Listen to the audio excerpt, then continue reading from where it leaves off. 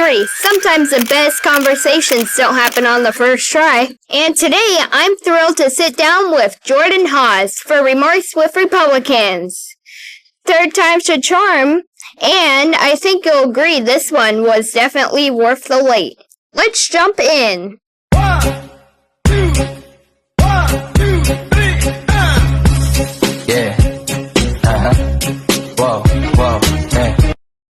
Remarks with Republicans is starting right now. What inspired you to run for Hancock County Sheriff?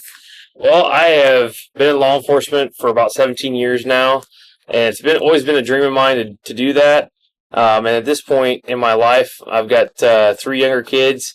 They're grown enough to where I can manage the stress of going to all the events and being a part of different committees and things like that. So it's this time of my life now to where I want to further my career and come back home and use my talent here. How has your experience as a lateral officer with the Macomb Police Department influenced your perspective on law enforcement? Well, Macomb has been really good because in this county, we don't have as much crime as Macomb does. So being an investigator in Macomb has allowed me to experience a lot more violent crime in a very short amount of time.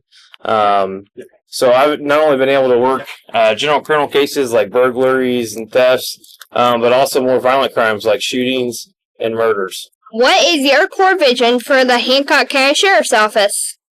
My core vision for the Sheriff's Office is a public, community-oriented law enforcement agency. We are a small county. We all depend on each other for everything, right? Yeah. So we all have our own talents, and one of mine is just law enforcement. And I hope that we can reach back out in the community and get to know folks so they can help us solve crime.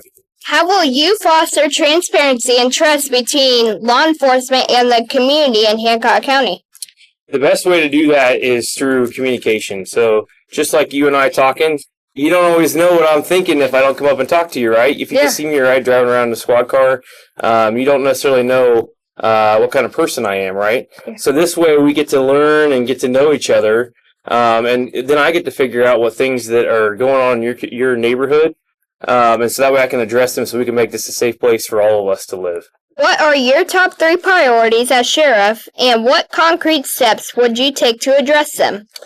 Methamphetamine is definitely my top priority. It's destroyed a lot of families in this community, not just here, but everywhere. Mental health is definitely an issue, too.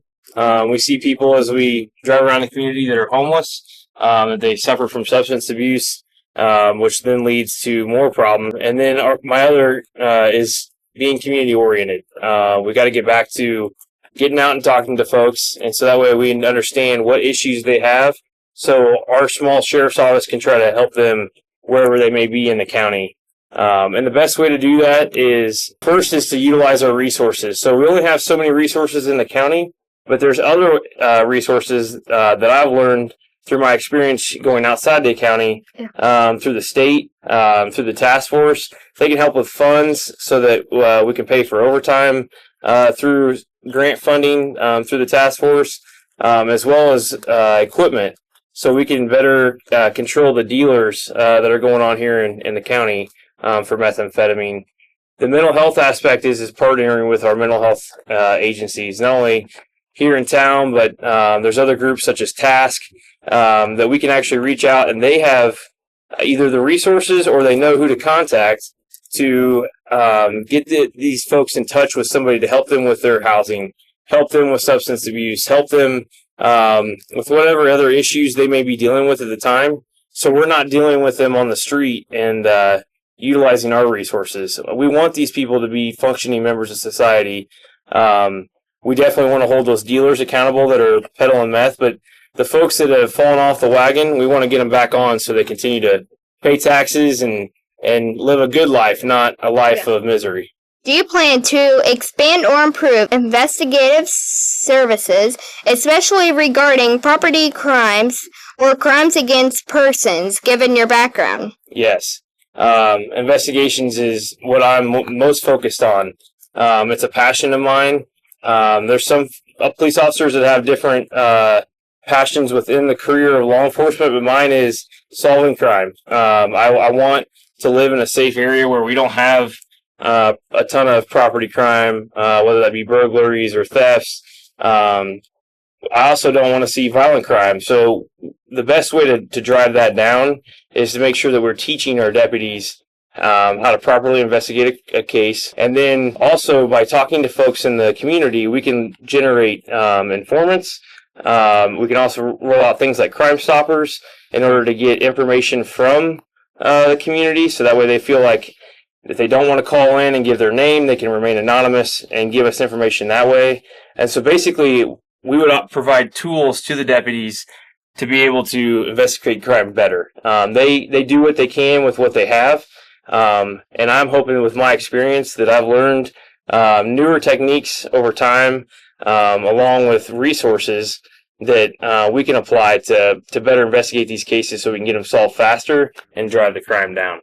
How will you address staffing, training, and retention within the sheriff's office, especially in light of changes rural agencies face in hiring? Man, this is a great question because this will be the hardest thing that I have to deal with. And it's not for any other reason than just people don't want to be police officers anymore. It's kind of lost the thrill. It's lost, the people don't want to put themselves in a situation where they're going to be criticized or scrutinized, not only locally but nationally. Yeah. That's a big reason why I was frustrated back in 21. We had the defund the police movement, and that was all centered around demoralizing police officers, and there were a lot that got out, including me. And so that is something that we're going to have to build back over time. The best way we can do that, though, is to promote from our county, okay? So we want to try to grow local talent by getting into the high schools, talking to the kids, getting them excited about law enforcement here. And if you hire people that live here, they're going to stay here. Sometimes when you start hiring from out of the community, they don't always stick around very long. So you want to have somebody that's invested in your community, somebody that actually knows the people that live here, grew up with our values, and then continues to instill those as they grow a family here. And that's what my goal is. Your campaign committee, Citizens for Hawes, is active in Hancock County. How can residents get involved and support your campaign in meaningful ways?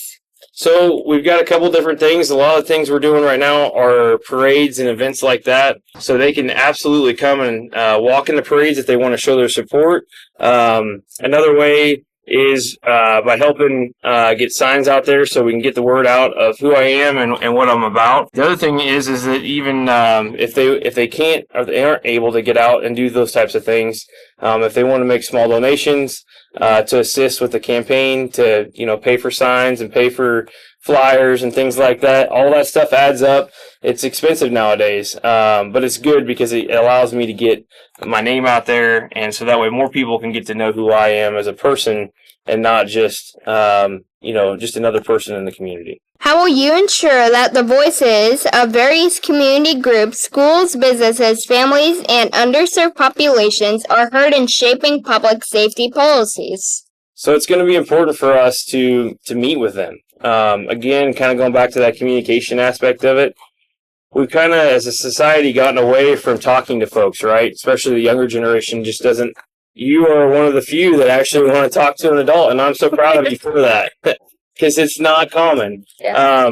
As we get in this technology phase, it seems like people are less and less communicative in person. So my goal is to get not only myself, but also the deputies, because the people in the county want to know who their police officers are. There are a lot of good folks in this county that love the police, and they want to help us, whether it's solving crime or telling us about issues before they come out of hand, those types of things. Yeah. And so getting out of that squad car and going into these different places, whether it be a church or a school, schools are really important to me. I think that is one of the best organizations to partner with, because we can start to instill that we're not bad people, and that you should want to. We're not here to arrest you every day, And as a child in the schools, if we can kind of humanize the badge and make people feel like not only that they can trust us, but they can also come to us with information if they feel like there's something that's wrong that they need to tell us, and they're not scared to do that. What specific measures will you put in place to ensure accountability and ethical conduct within the sheriff's office? So the sheriff's office, as a whole, whether it be the jail or dispatch or the deputies, all have a policy manual, and that policy manual needs to be updated from where it's at now, just because things change. A lot of things have changed in the last 2 decades with policing in general, and the best way to hold people accountable is to set standards, so that way they know what you expect of them. And then if they fall astray from that, then there's guidelines that both me and the employee would know that is going to happen if they fall away from those policies.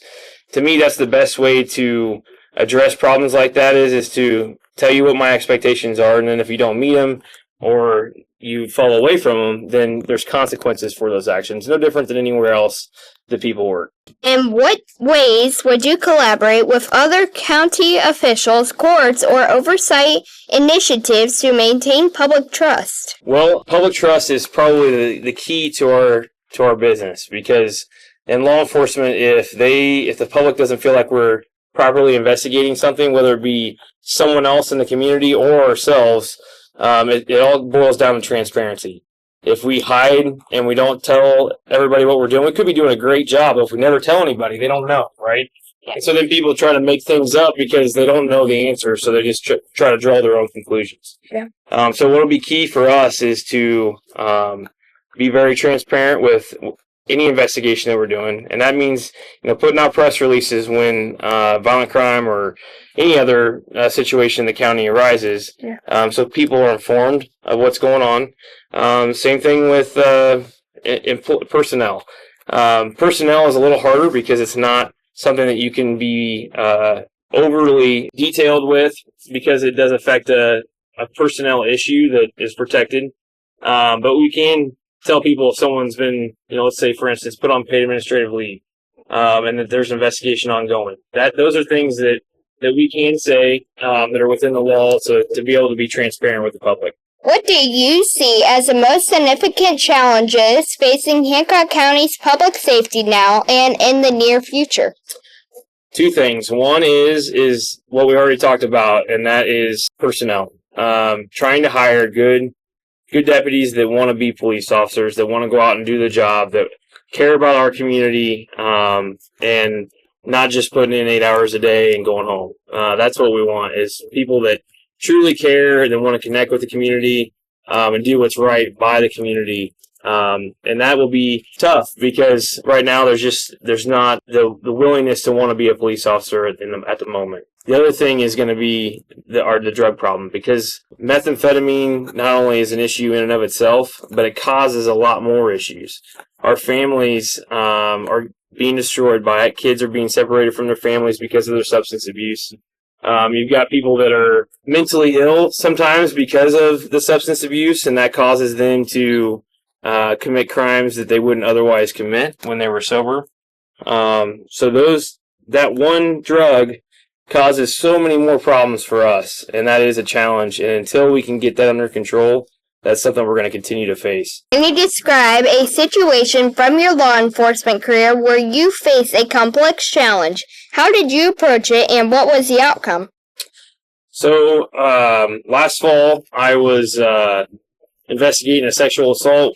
I had obtained a search warrant to search a residence for evidence of that sexual assault. Yeah. And while we were there, I tried to make contact with the individual that we were investigating, and they wouldn't come to the door. Nobody was showing like that they were home. There was no cars in the driveway.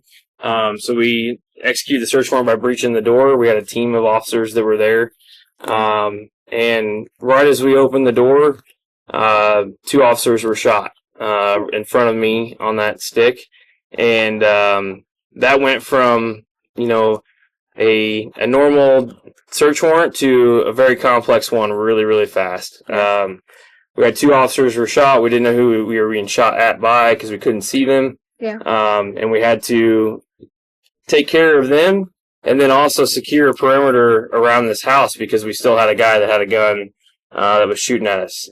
So I assisted in getting those officers out and to a safe place. And then the next step was actually calming back down, getting my head back with me, and then setting that perimeter and getting officers where they need to be, so that way we wouldn't let this guy get away. Because just because someone's been shot doesn't mean it's over, and you get into the hospital. Now you've got to investigate that crime that just was committed. So trying to deal with the stress of two of my friends being shot, and then also switching gears and saying, okay, we got work to do here, and continue to do that. It was definitely a stressful situation, but it was one we managed, and he's been arrested and is still in jail today. How do you plan to coordinate with adjacent agencies like the Macomb Police, state law enforcement, or federal partners to address regional concerns such as drug-related crimes or public emergencies? So there's a couple different things. One is that I'm a part of now is the West Central Illinois Task Force.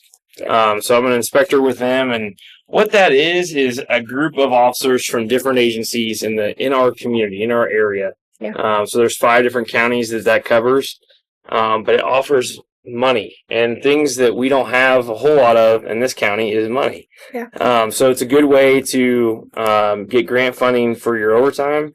So that way when a drug investigation requires you to go out past your normal working hours, you can pay for that. When you're doing controlled buys, you have to purchase narcotics, and that's something that has to be utilized with money, and that's where that task force comes into play, because then you have money to do that. And then the resources as far as the equipment goes, so recording equipment and things similar to that for doing those buys is all part of that task force. So that is a huge resource that we don't currently take advantage of, but would be good to implement in this county. Another thing is you have local groups like your fire departments, EMS, ESDA. There's several different public safety groups that we can partner with within this county to be able to utilize their resources, like drones and boating equipment if we have to go out on the river. We can reach out to community members that have, for instance, let's say boats. So we don't have to go and purchase that for the one time a year that we use it. We can actually call individuals that, let's say, has a boat that is willing to go out there on the water and assist us with getting personnel out there. Those are relationships that are good to build, especially when you're in a small county, because you don't have all the funding to be able to provide all those resources on your own.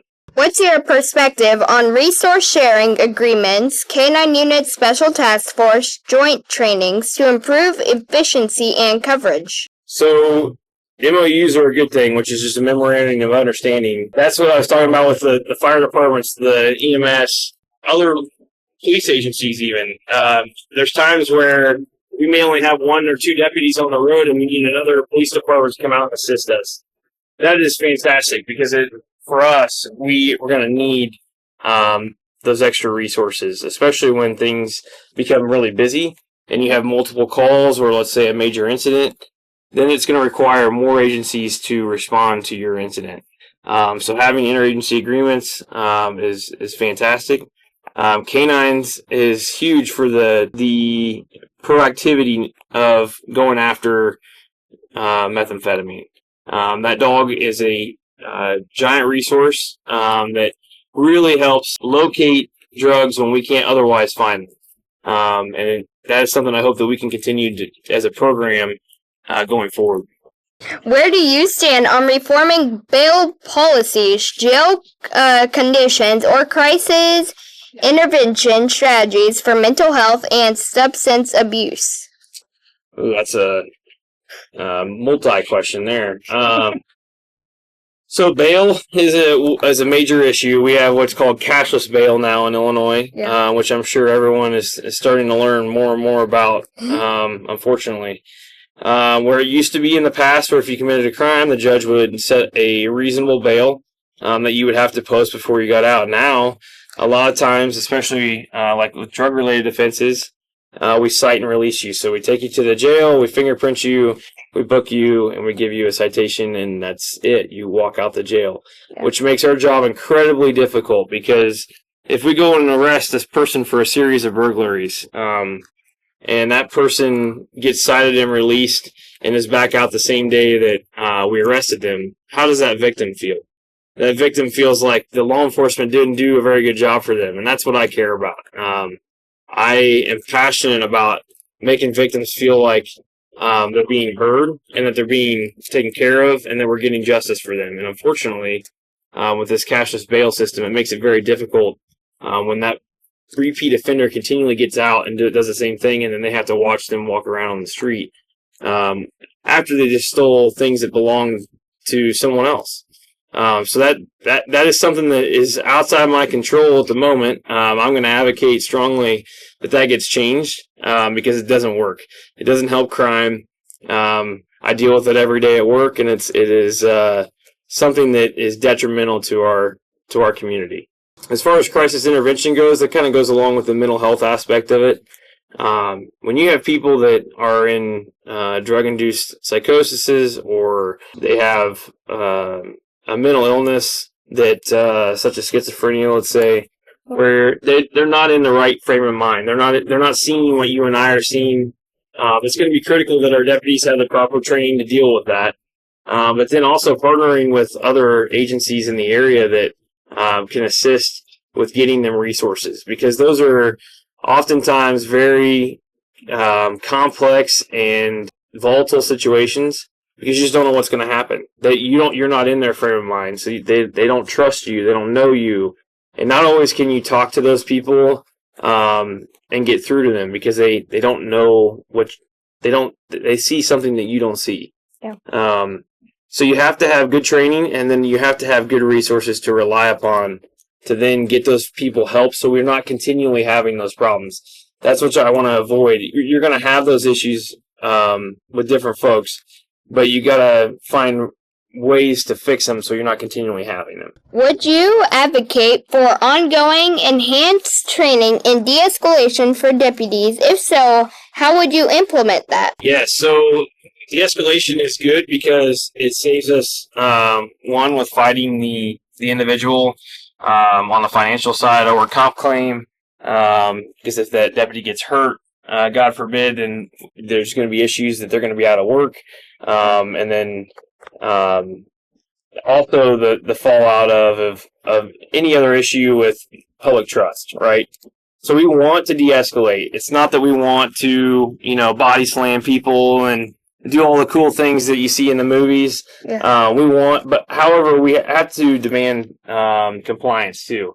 We can't allow people to just walk all over us and make us feel like there's no respect, because it is the law, and law and order is finally starting to come back, but we have to respect the law, right? Yeah. And when you're given an order, you need to comply with it. So one of the ways to deal with that is through de-escalation. And a lot of times that just deals with you and I just having a conversation.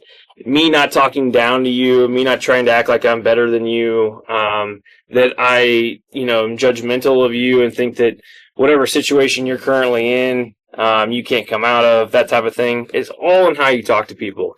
If you treat them with respect, you generally will get respect back. Now, there's times where there won't be, and you're going to have to go to what they call less lethal options. So it might be a taser, might be OC, which is like pepper spray. You might have to use a baton.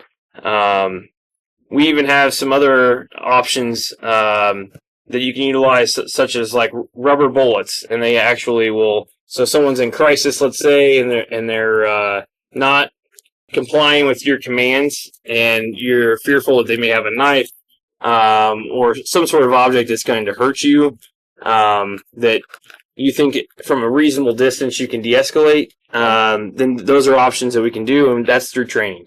They offer that training throughout the state. As a matter of fact, there's mandated training hours that we have to do throughout the state that we can provide to do de-escalation. We can also send officers to instructor training, so the deputies can actually learn how to use these devices and then teach our other deputies, which saves us money when we don't have to send them to a hotel in a different city within the state or something like that. So that's key. But de-escalation is a very good thing, no doubt about it.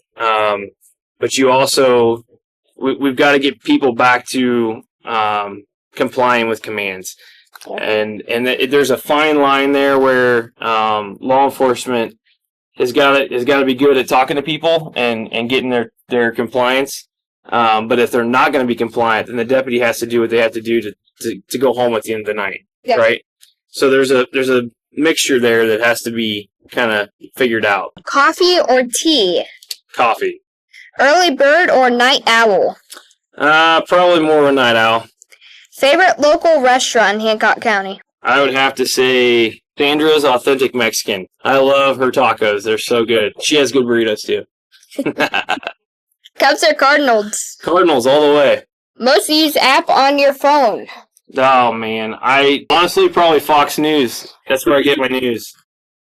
Best piece of advice you've ever received? Stay grounded and don't be afraid to learn. That is something that, especially in this job, carries true every day because it changes all the time.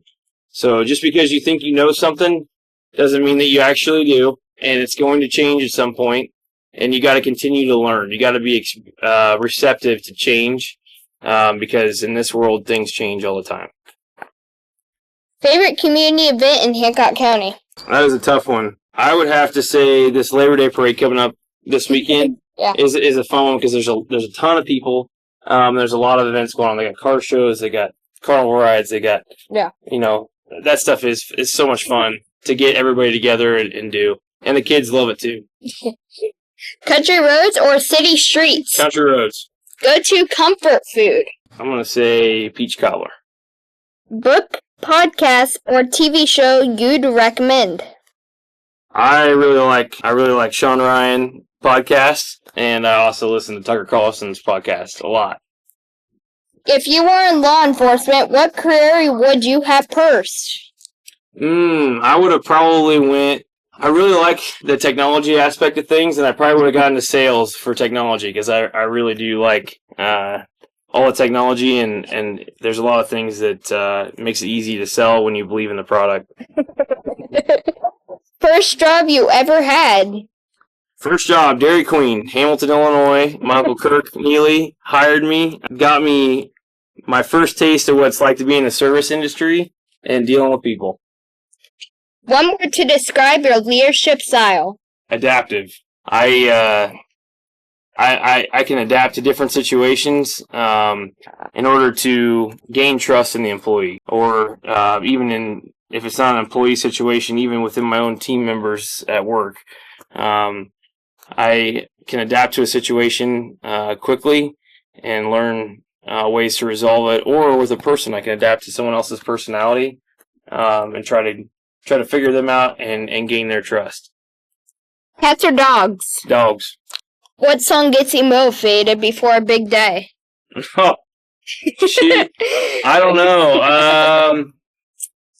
Let's see here. I like country, so pretty much any Zach Bryan song gets me motivated. Even though there's sometimes where he doesn't always talk about being motivated. Hey, that's all the questions I have. Thanks for speaking with me. And thanks, buddy. I really appreciate it, and I'm proud of you for doing this.